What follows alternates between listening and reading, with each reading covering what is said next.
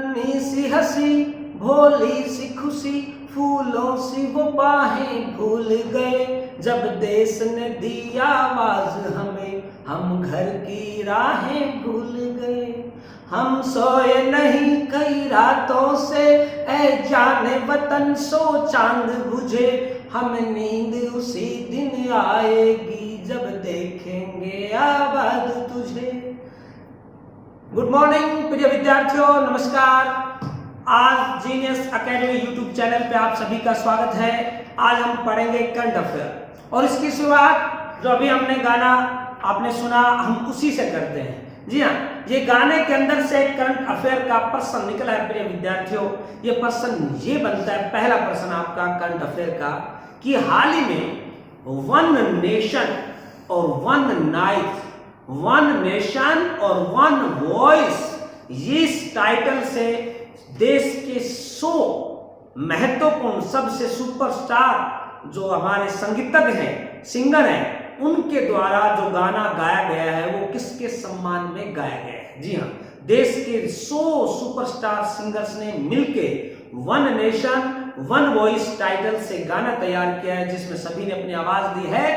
प्रिय विद्यार्थियों, गाना किसके सम्मान में? तो आपका आंसर आएगा कोरोना योद्धा, कोविड-19 के जो हमारे योद्धा हैं, वॉरियर्स हैं, उनके सम्मान में देश के सिंगर ने गाना गाया है। अब हम चलते हैं आज के हमारे महत्वपूर्ण प्रश्न 2 नंबर पे। जी हाँ, अगला जो न्यूज है 2 नंबर आपका वो ये है कि हाल ही में कोरोना के कारण विदेशों में फंसे हमारे जो भारतीय लोग हैं उनको लाने के लिए कौन सा महाअभियान शुरू किया गया है। जी हाँ, कोरोना के कारण विदेशों में जो भारतीय फंसे हुए हैं उनको लाने के लिए एक अभियान शुरू किया है हिंदुस्तान की सरकार ने। उस अभियान का नाम क्या है? तो आपका उत्तर आएगा, उस अभियान का नाम है वंदे भारत मिशन। जी हाँ, वंदे भारत मिशन। इसके तहत खाड़ी देशों में, दूसरे अदर देशों में 12 देशों के लगभग जो भारतीय फंसे हुए हैं उन सभी को, जिनका वीजा की अवधि खत्म हो गई है, उनको हिंदुस्तान वापस लाया जा रहा है। यह हमारे देशवासियों के प्रति अपने देश का एक अनूठा प्रेम का उदाहरण है प्रिय विद्यार्थियों। अब हम बात करते हैं आज के हमारे तीसरे सवाल की, तीसरे प्रश्न की। वो ये है कि हाल ही में पुलित्जर पुरस्कार भारत के किन 3 लोगों को मिला है? पुलित्जर पुरस्कार भारत के किन 3 लोगों को मिला है? तो उनका नाम है जर्नलिस्ट फोटोग्राफर, एक चुन्नी आनंद, दूसरे हैं यासिर डार और तीसरे मुख्तार अहमद।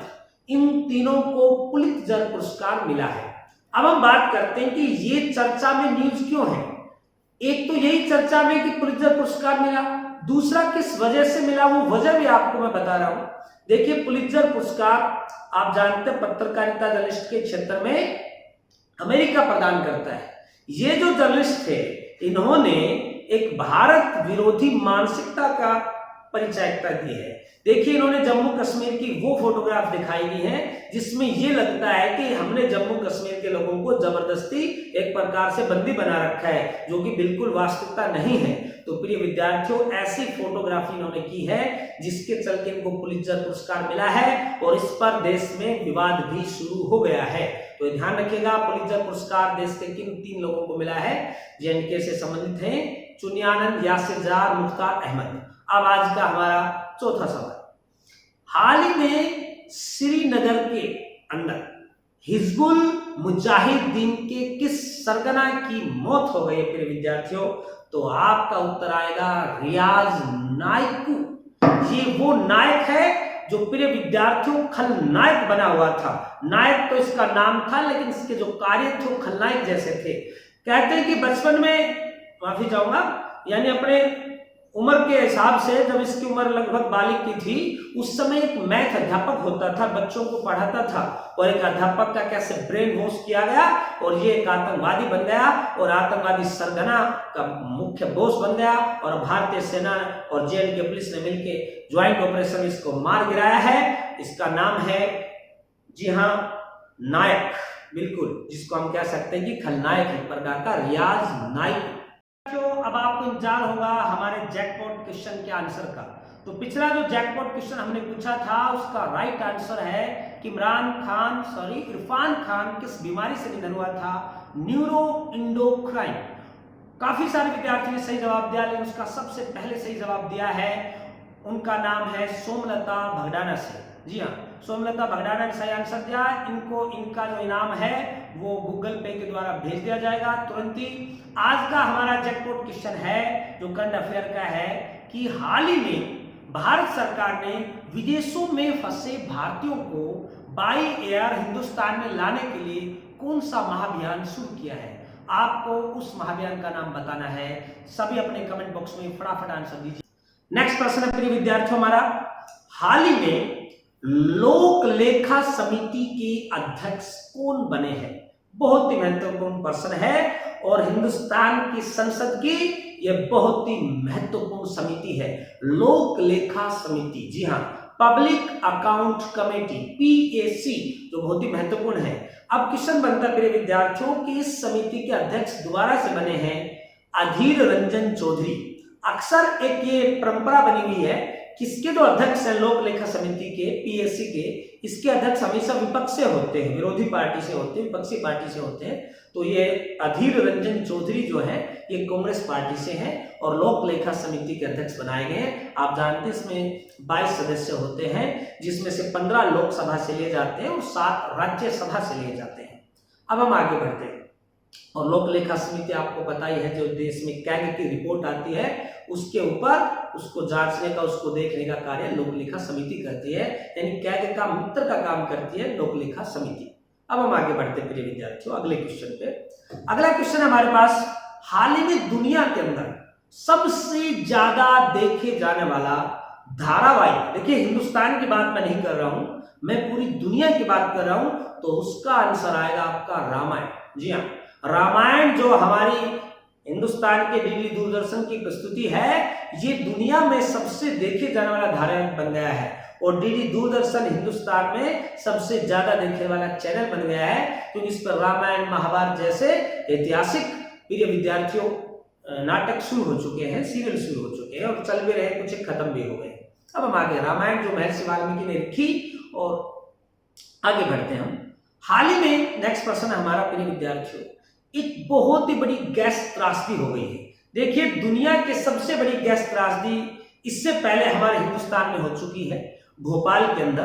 अब हम सीधी बात करते हैं अब जो गैस त्रासदी उसकी, ये गैस त्रासदी हुई है विशाखापट्टनम में। जी हाँ, रात्रि लगभग पहर में 3:30 बजे के आसपास गैस लीक हो गई। अब क्वेश्चन आता है, हाल ही में विशाखापट्टनम में कौन सी जहरीली गैस लीक होने से दर्जनों व्यक्तियों की मौत हो गई है? तो आपका उत्तर रहेगा स्टाइरीन। जी हाँ, स्टाइरीन, ये जो गैस है स्टाइरीन, इसके लीक होने से प्रिय विद्यार्थियों दर्जनों बेगुनाहों की मौत हो गई है और सैकड़ों के लगभग घायल और अचेतन अवस्था में है।